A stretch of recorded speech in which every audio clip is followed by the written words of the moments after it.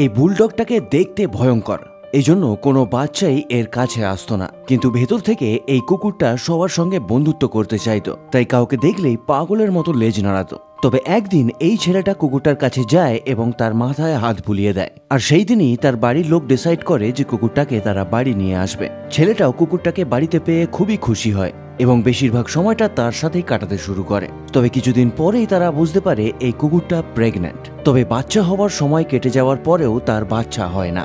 এজন্য তারা এমার্জেন্সি বেসিসে কুকুরটাকে ডাক্তারের কাছে নিয়ে যায়। একটা প্রবলেমের জন্য ডাক্তারদের এই কুকুরটার সি সেকশন অর্থাৎ সিজার করে বাচ্চা বের করতে হয়।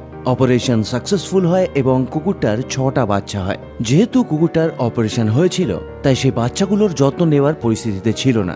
এই জন্য বাড়ির লোকদেরই কুকুর বাচ্চাগুলোকে বোতলে করে দুধ খাওয়াতে হতো। তবে দুদিন পরে কুকুরটার দুধ আসা শুরু হয় এবং বাচ্চা কুকুরগুলো খাওয়ার জন্য তার মায়ের কাছে চলে যায়। তবে এই অসুস্থ মাকে সুস্থ করার জন্য বাড়ির লোক প্রতিদিন নিউট্রিশিয়াস খাবার তাকে খেতে দিত।